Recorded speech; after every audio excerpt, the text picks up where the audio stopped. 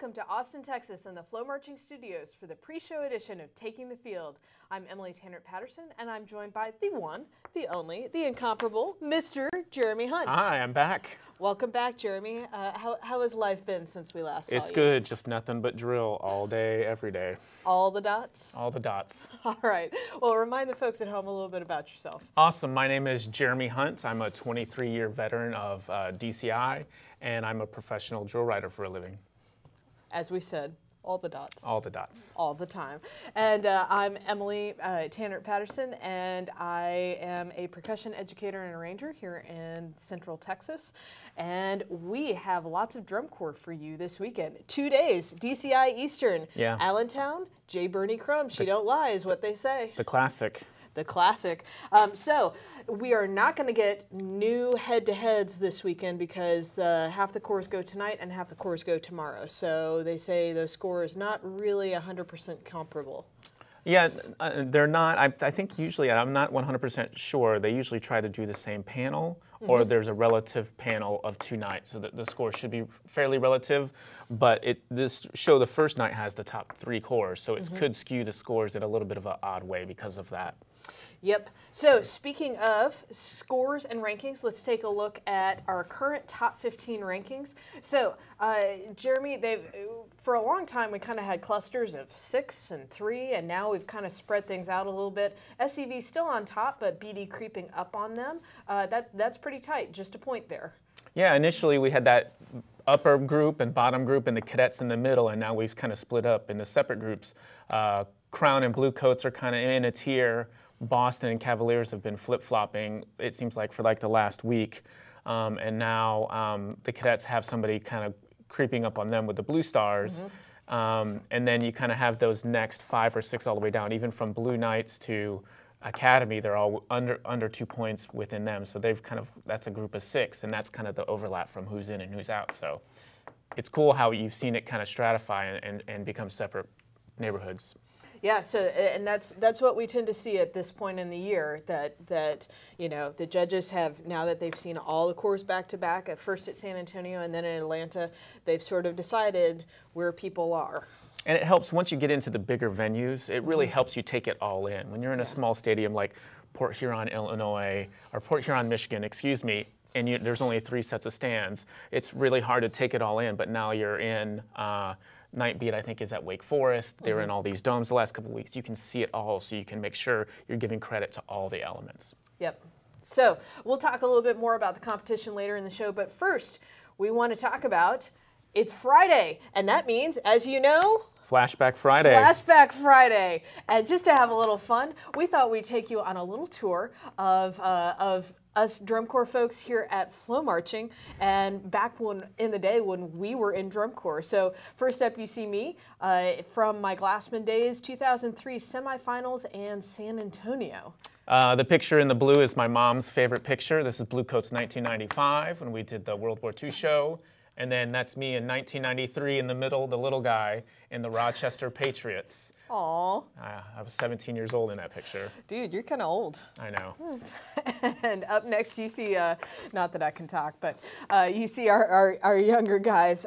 First, content marketer here at Flo, Jason Schlodweiler, the Blue Coats snare drummer. Next up, our resident Blue Devil, everybody's got to have one of them, Andy Shama, who is a content creator here at FloMarching. And last but not least, Michael Gilley, senior editor for FloMarching. The Michael Gilley. The Michael Gilley, responsible for quite a bit of our coverage here at FloMarching, and also one of the geniuses behind Taking the Field. So thanks, Michael, for putting us here in these seats. All right, so you have a chance to join us here on the FloMarching screen. Tag us on one of our social media pages or on your post with the hashtag FloMarchingFlashback, and you could appear in a later edition of Taking the Field. I can't wait to see all of these drum corps pictures. I think what's cool is somebody will find a picture of somebody that's well connected in activity, like way back when they were marching like in a B Corps or a C Corps, you know, when they were like, you know, 11 or 12. I think those will be cool. Maybe some people will send some really cool things in. Find some things, marching timpani, marching whatever, like send some of those old pictures in when you were marching. We'll try to get them up. I happen to know that Michael Boo of DCI.org fame, he marched timpani back in the day. Oh. That's the picture Maybe that's I the want goal. to see. Michael Boo with a timpani doing one of these things. And I believe Dan Potter was a drum major. Mm-hmm. So Dan, let's see that picture. Tag us on Facebook or your social media outlet of choice.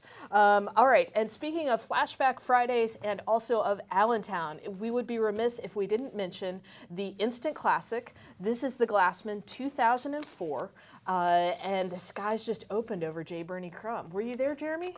I was not. I think 2004 I was teaching Madison, and I think we went on the other night, but we got messages about the sky just opening up on the Glassman, and the Corps kept performing, and we heard pieces and parts of the story, and then we saw people a couple days later, and they told us how horrible it was, that it was just so much rain. And you look in the picture, I mean, they're literally completely drenched. It's only a 10-minute show, you know, how much rain can come down.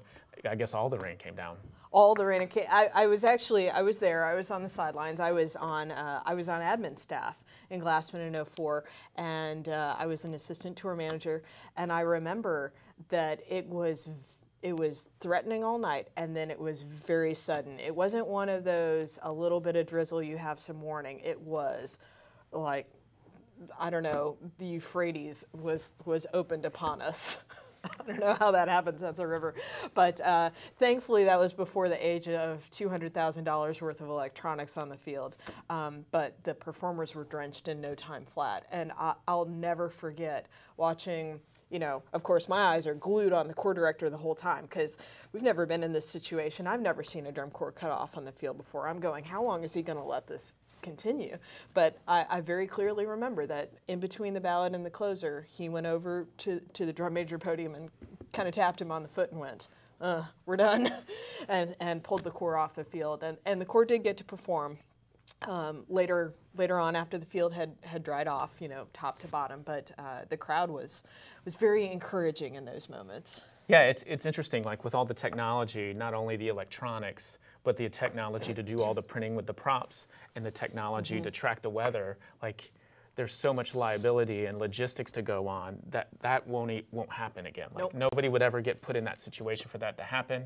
This is 04, so this is like 3 years before the iPhone. There's no weather app, you know, saying lightning is within, you know, a mile. So no, we weren't carrying smartphones back then. So it's a classic piece of Allentown history, and the best part is Allentown is usually a place where you have to work hard to get the crowd to clap for you.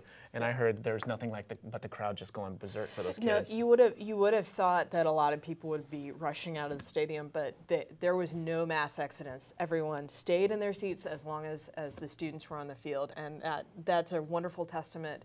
Allentown is a group of historically very educated drum corps fans. That's why it's so hard to get them to respond.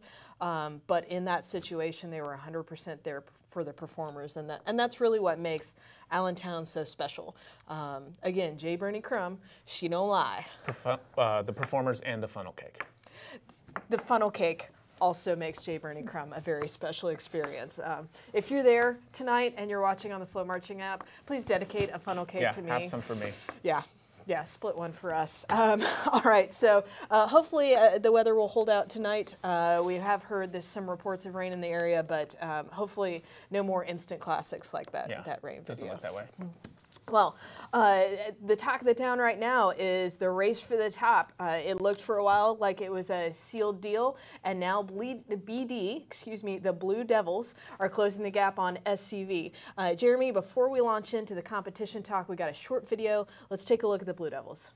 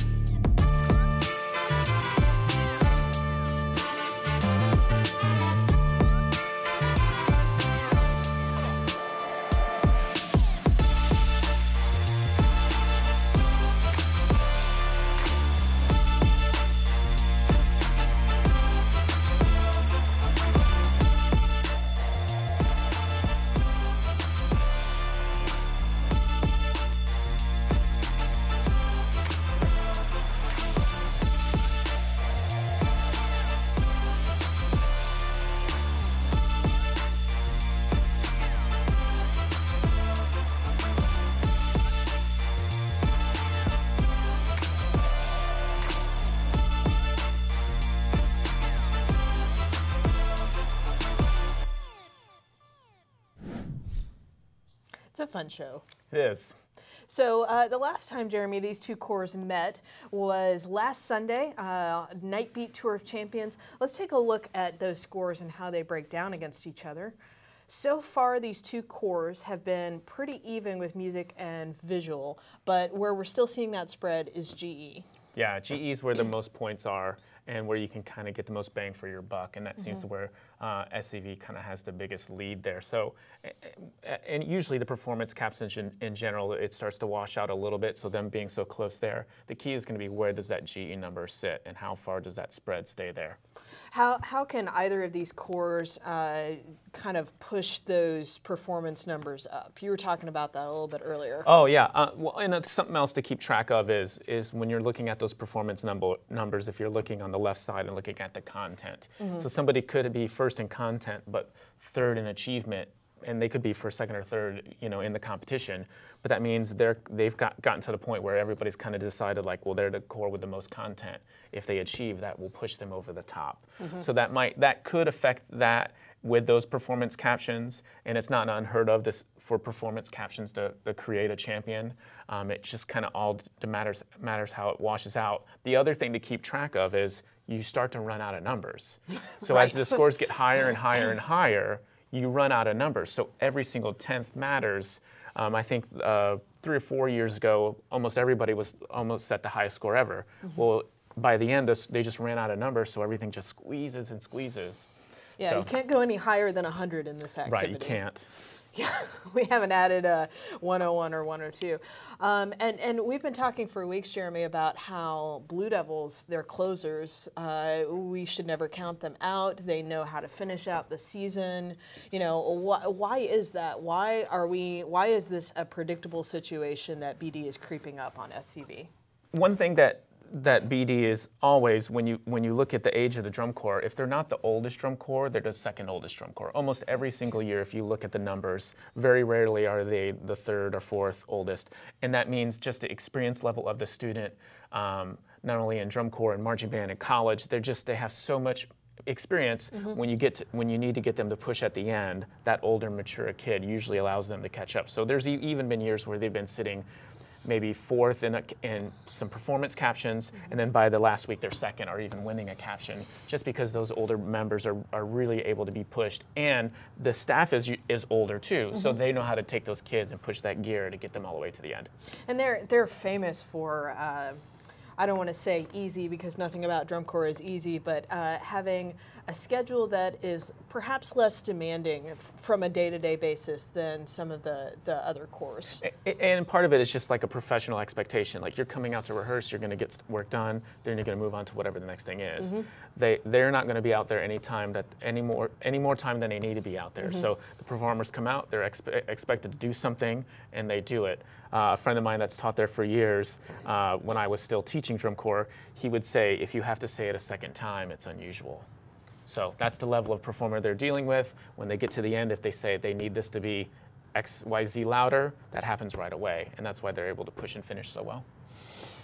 A different experience than my experience teaching middle schoolers and high schoolers. Yeah, a little different. A little different. Well, let's take a look at tonight's schedule.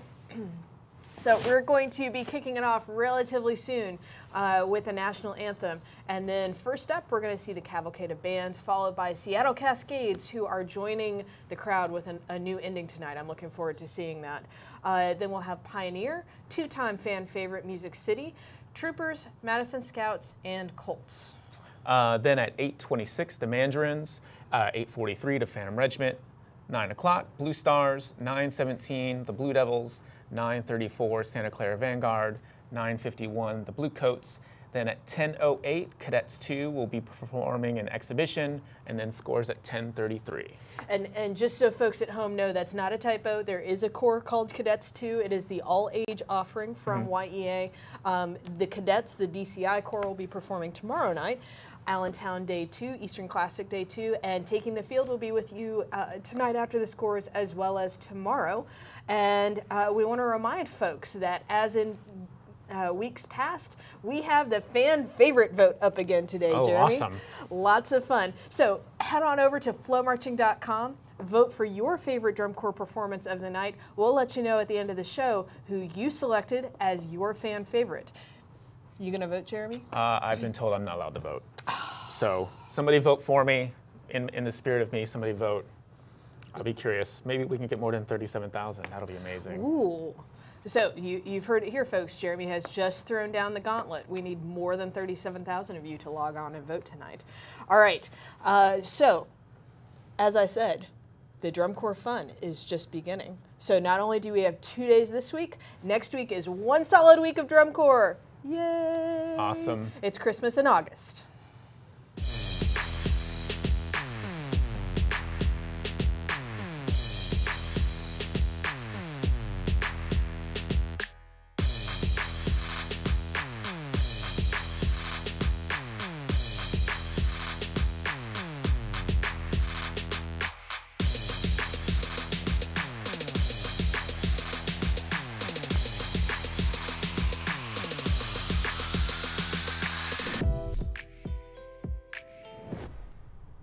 What more is there to say, Jeremy? Yeah, it's awesome. I love it. Lots of drum corps in the next week, and we'll be with you for quite a bit of it. For now, enjoy Allentown. Thanks so much for joining us here for the Taking the Field pre-show. We'll see you again after the show. See ya.